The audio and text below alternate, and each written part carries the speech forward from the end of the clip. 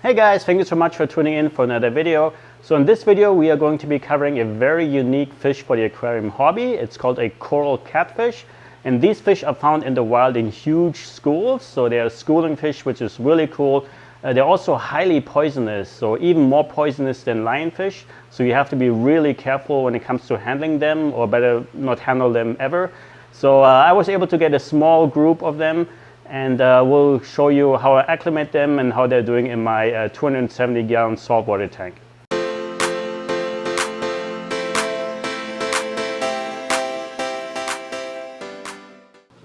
Okay, so I'm standing in front of the 270-gallon aquarium, and this is the aquarium that used to house my Japanese dragon moray, which unfortunately died. So if you are interested in finding out what could have been the reason for him dying so soon, watch that video. I think it's very helpful for other moray eel keepers who suddenly see their eels' health decline. And yeah, so what I did was I rescaped the aquarium. So the old aquascape was more geared towards moray eels, and these openings were a little bit smaller and tighter because they like to squeeze into tiny crevices. So I basically redid it and tried to create some more shelves. And I'm not sure if you watched my one of my previous videos where I actually added some real coral into this tank.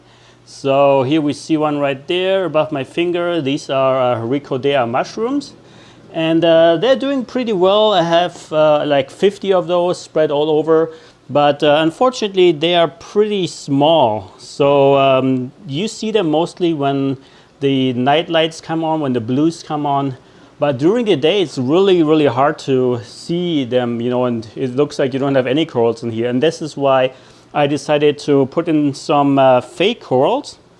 So basically the fake corals, they look really nice and bright during daylight hours. And then when the night lights come on, when the blues come on, the fake coral, they don't glow anymore, but then the Ricodeas glow. So I'm basically, have the corals, the fake and the real ones take turns and making this tank look good. And then obviously in the back I have some GSP. So my idea is to have the wall covered with GSP and even some of the rocks. I wouldn't even mind some of the fake coral to be covered in GSP. That would look really cool, I think, like a GSP tree. And then at the top here I have some bubble tip anemones that I added to this tank. I got them really cheap, $20 each from another hobbyist. These cost around $160 at the local fish store. And the ones that you get there are actually a lot smaller. So yeah, since I have no eel in this tank, I was kind of looking for something that will clean up the bottom a little bit. The engineer gobies that I have, there are 4 adults. They're like a foot each. They're hiding in the back there. I don't think you can see them. But yeah, they do somewhat of a good job, but I have a pretty thick sand bed. I have 2 horseshoe crabs in here. That's what these trails are at the surface. But I'm worried that too much gunk is going to accumulate at the bottom, and siphoning the substrate is a little bit of a pain. So the animals that I bought, they are very controversial, I would say. So let me first show you exactly what I bought, and then I will tell you a little bit more about them. So here they are in the Acclimation bucket. And what these are called are coral catfish or eel-striped catfish. So these are basically the only saltwater catfish in the hobby. And one reason why they are so controversial is they are highly venomous. So the venom is way stronger than that of a lionfish, for example. So you have to be really careful not to get stung by those. And when they are young like this, they are actually a schooling fish. So you need to have at least 5 or more. So I actually bought 8, but one of them arrived dead. So I have 7 now. But yeah, these grow to about a foot. So similar size as my engineer gobies. And that will possibly mean that I will eventually have to put these catfish into the 1,000-gallon system to live with the sharks and the moray eels. And yeah, so I'm hoping that these new catfish, they will keep the substrate clean. I also bought a diamond goby, very small one. I already put him in a couple of minutes ago, but he's hiding, and he will need time to acclimate. But I think the diamond gobies and the engineer goby, the diamond goby and the engineer gobies, and then these 7 eel striped catfish, I hope they will do a good job, keeping this bottom substrate clean, along with the 2 horseshoe crabs. And yeah, I'm very excited. So these catfish, I mean, I always wanted them ever since I saw them in the pet store. I was always worried, always wondering why so few stores offer them. I mean, I see, I heard about horror stories actually keeping these catfish, and even posted in one of the Facebook groups, and people who used to work at the pet store, they told me like people would bring them back all the time. So yeah, I think one of the reasons why they are kind of destructive is they say that they dig so much under the rocks that they basically destabilize the rock work. But I think if that happens, it's more of a problem with the fish keeper themselves, because you're not supposed to, place the sand at the bottom first and then the rocks. You're supposed to start with the rocks and put the sand around them, so that when you do have a digging fish, it's not going to destabilize the rock work. So the engineer gobies, for example, they dig all the time, and I've never seen anything topple over, because I made sure that I first place the rock on the bottom and the sand around the rock. So I don't think that the catfish will cause any problems. Here we see the new diamond goby, very small one, and yeah, so he will need time to acclimate, find his spot. And yeah, so some people said tanks like a sailfin tank like I have here, they can be a threat to the catfish. Some guy told me that as soon as he put his catfish into the tank attacked it and killed it, so right away. So I have to make sure that this doesn't happen. But yeah, so the acclimation period is almost over. These catfish, they can actually live in brackish water. And they came in 1.018, so it's not quite brackish, it's more like hyposalinity level of water salinity. A lot of stores do that to keep parasites at bay, because a lot of parasites like ick, they cannot survive in low salinities like that. But I have my regular 1.025 in here, mainly because of the anemones and the horseshoe crabs that I have in here. So yeah.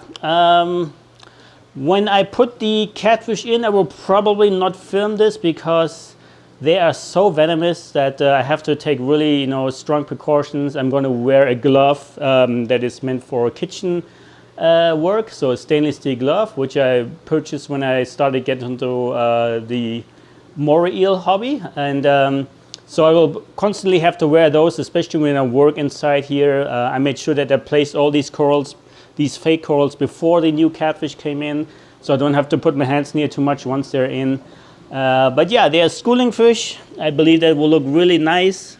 I heard once they become adults, they stop schooling, but that's not too bad, because I can always put them in my 1,000 gallon tank if they start to become solitary. And if I kept them in here and they stopped schooling, they're each a foot long, they could probably be starting fights with themselves and with the gobies. So yeah, so I'm going to put these new coral catfish into the tank, and then pick up this camera, and then maybe right away, or maybe in a week from now, to see how they acclimated.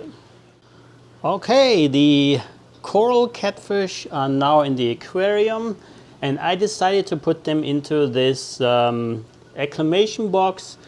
Simply because when I put the diamond goby into this tank, the damsels kind of attacked it right away, and unfortunately it was able to find a hiding spot pretty fast. And I didn't really want this to happen to these catfish, so what I'm going to be doing is probably tonight when the lights are out, I'm just going to lift this lid and let these catfish swim out of the holding container.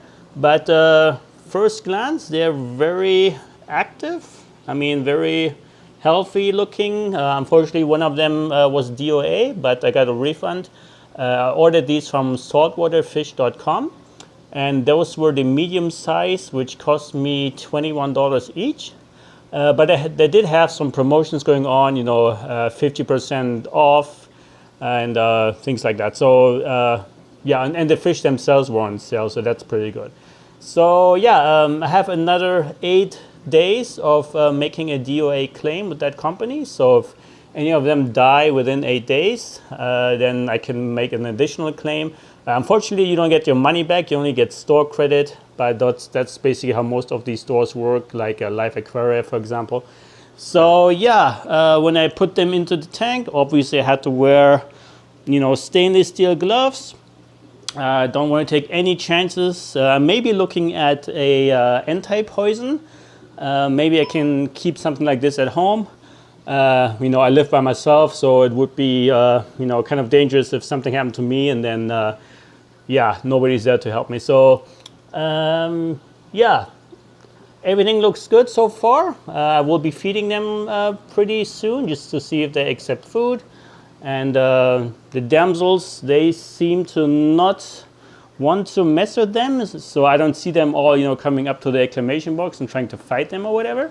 So yeah, I think after tonight, when the lights are out, I will just lift the lid, let them swim out, and see what happens the next day, and then I will pick up this camera and show you what we got. Okay guys, so I actually decided to let these guys out before before the lights go out.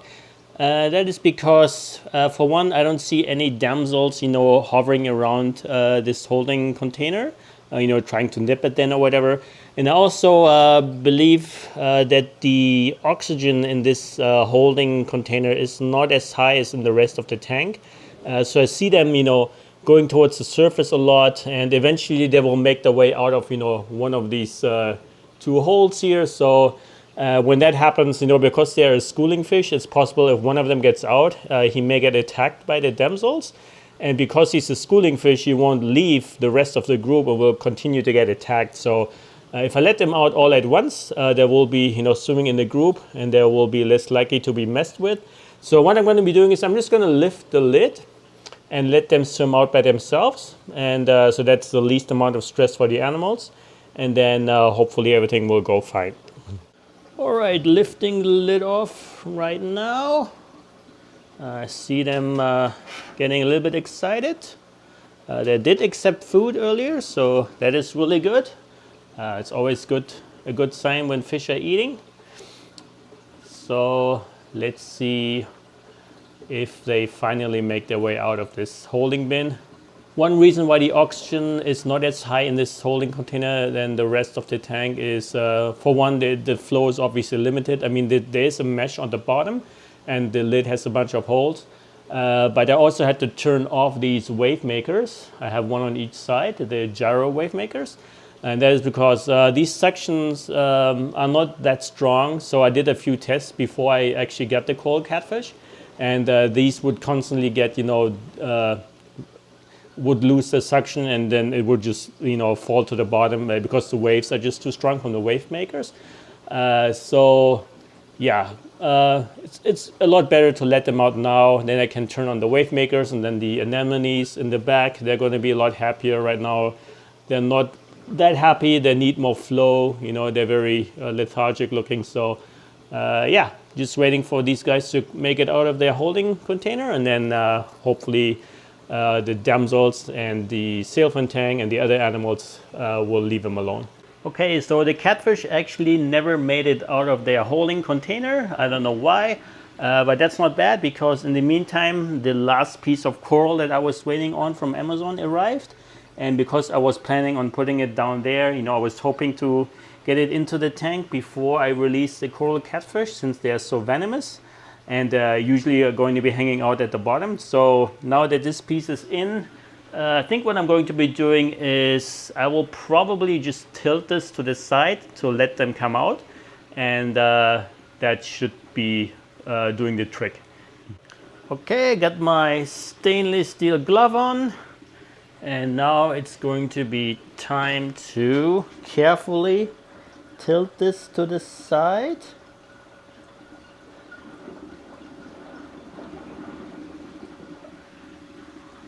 I absolutely do not want to get stung by these guys, so them swimming fast and erratically like this has me worried. So one of them got out, which is great, and none of the damsels went after him. So I'm gonna give it another tilt. Oh, another came out. Okay. Now the rest should come out pretty fast.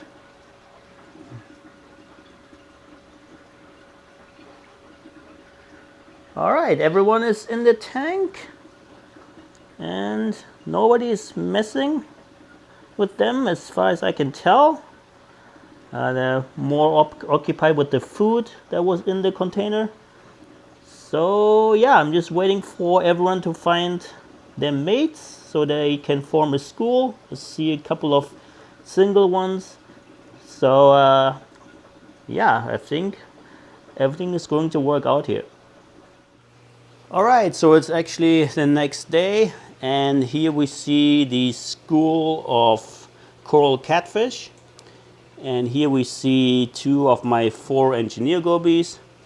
And yeah, the acclimation into this tank went surprisingly well. None of the damselfish messed with these coral catfish, and that was kind of surprising to me. So, but then I remember these markings of the coral catfish, these stripes, they actually indicate to other fish that they are poisonous, and fish recognize that and purposely avoid messing with them.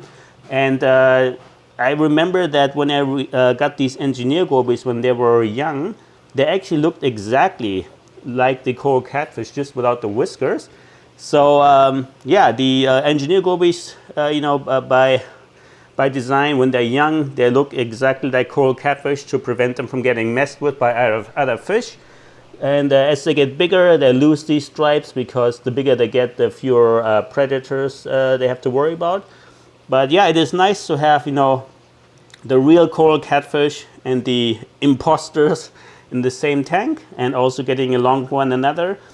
The coral catfish already ate yesterday when they were in the acclimation box. So I heard the younger they are, the smaller they are when you get them, the more finicky they are when it comes to food. But it's great that they already accepted food. So from now on, they should be growing really fast. So this basically concludes this video. I did have some additional footage that got lost, unfortunately. So I will let you know if everything goes well with these coral catfish. Not many people keep them, so I found it interesting to have them in my tank and give it a try. So if everything goes well, or if not, you know, I will let you know with a follow-up video. Until then, thank you for watching, and I'll see you next time.